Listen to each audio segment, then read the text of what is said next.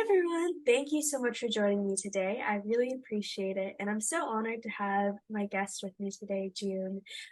She has a really interesting topic that she'd love to share with us. So I'd let her kind of take the reins, but I met June through this really amazing community that has a Facebook community, and I just asked a question, and June was kind enough to lend me a few minutes of her time so I can learn a little bit from different people. So June, thank you so much for the time today. I really appreciate it. Thank you so much for having me.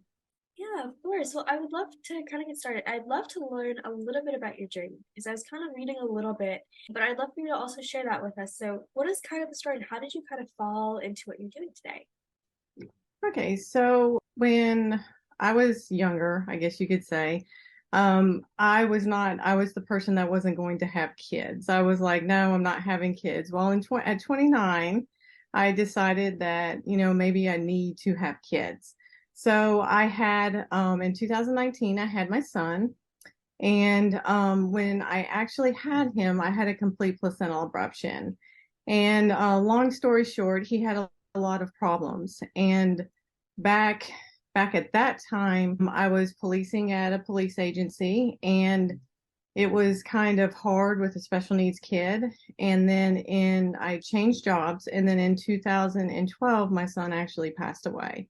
And after my son passed away, obviously I had all of the emotions that go along with it.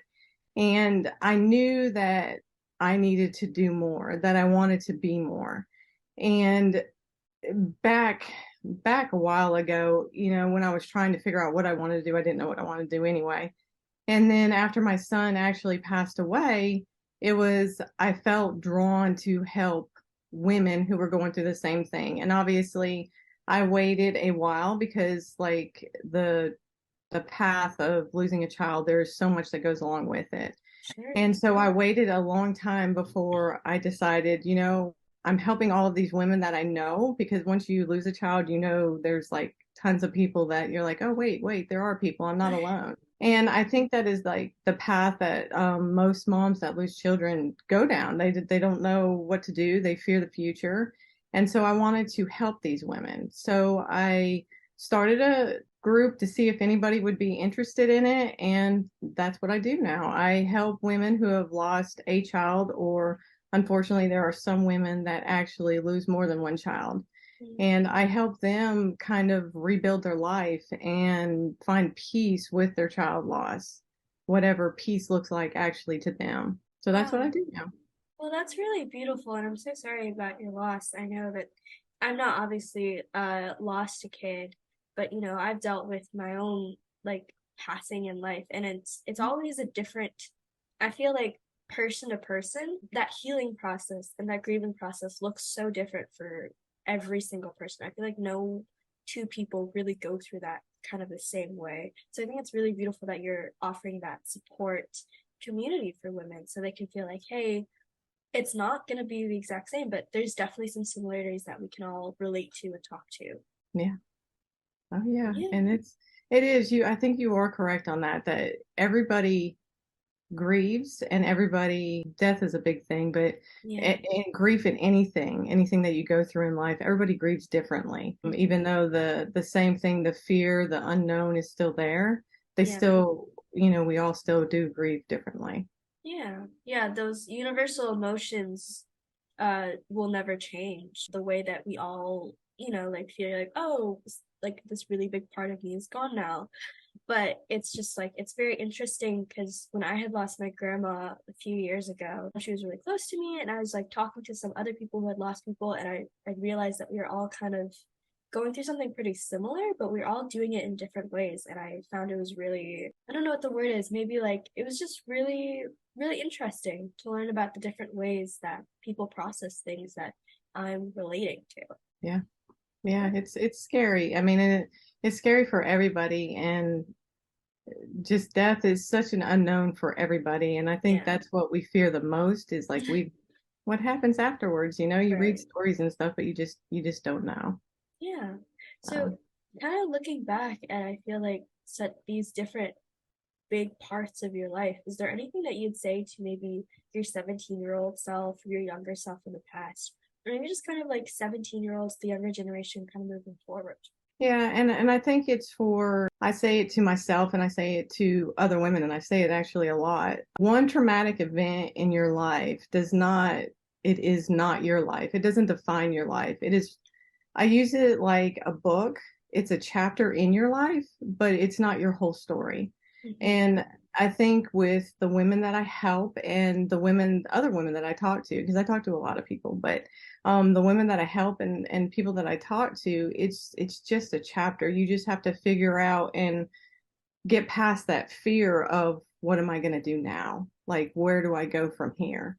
And that's fear with any kind of tragedy in your life, anything big that affects you. It affects your emotions, it affects your mind. And, that I would say, it's those events, they are part of your life. They're going to make you who you are. They're going to make you stronger. They're going to make you become the person you're supposed to become. But it's not going to be the only thing that happens in your life, even something as traumatic as child loss. Right. But and that could be anything, because child loss is big for me, but like for you, your grandmother, that was huge for you. Hmm. And taking that piece away from you, it changes you. It changes everybody. Yeah. It changes, you just change, and you have to figure out and rebuild your life with that person still in your life, or Hmm. with that the traumatic event a part of your life, but it's not Hmm. your whole life. You Yeah. just kind of have to move around it. You don't forget it, but it's still there with you. Yeah, I think that's a really lovely message because it's really easy for us to identify these things that happen to us or Mhm. things that we do and assign that as like our personality or as like our identity as something to maybe even hide behind or just like now our brain can only associate ourselves with like that label. And then it's Right. really hard for us to progress past that because we sheltered ourselves in when we didn't have to. It's just part of those like unconscious coping mechanisms that we tend to do. But I think that's a lovely message to remember. Like there's so many things that are going to happen to us, and but it's not our entire life, and it's not who we are just because some bad or maybe even good things happen. Yeah. And the big thing is with anything that happens in life, we try to victimize ourselves. Mm-hmm. And when you victimize yourself, you relive it over and over and over again. Yeah. And then your mind, and in your mind, even if it's in your subconscious mind, you might not be thinking about it, but it's playing over and over again. Yep. And we have to remember, when we have an event like your grandmother passing or my child passing, the first thing that's going to pop in our mind is the last thing that happened. And what's the last thing that happened is that death. Or Right. if, say, somebody had a bad experience, and we'll use businesses online since we're both, have an online business. If that Mm-hmm. last incident with a person was negative, the next time we get on the phone or in a consultation or whatever, we're going to be thinking of that negative. And it's the same thing with the traumatic event. And you basically have to trick your mind and, say, push those bad negative to the back and push the front, and don't victimize yourself. I think that's a big thing. Yeah. An example that I use a lot with people is, we're like a tree. We're a tree, the tree trunk, and every choice that we make, we branch off. And if we stay stuck on that one branch, what's going to end up happening? It's going to eventually break, which we're going to break if we hold Yeah. on to that.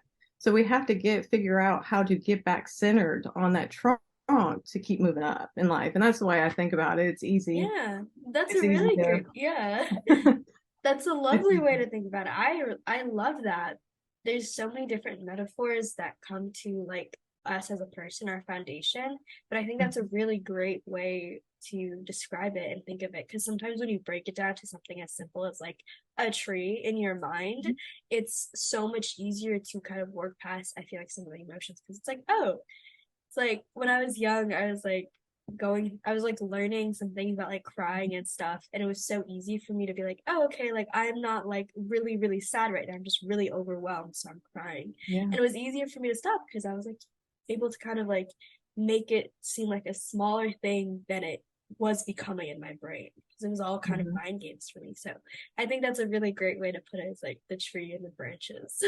Yeah, yeah. I mean, I have several, but I mean that one's so easy because we Yeah. always have to come back and be centered, and we have to Yeah.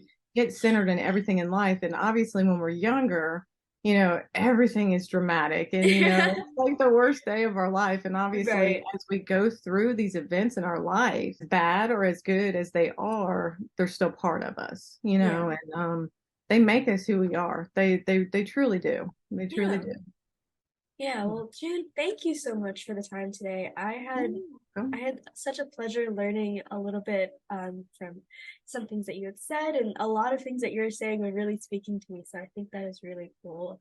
So thank you again for the time today. Is there any last thing you'd kind of like to throw out there before we wrap it up?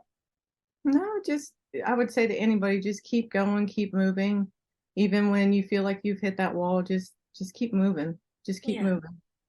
that's a great way. Yeah, I love that so much. Well, June, again, thank you so much for the time today. It was such a blast, and I definitely felt like so much of what you had said had really spoken to like the inner parts of me. So I appreciate the time today. Good. All right, thank you.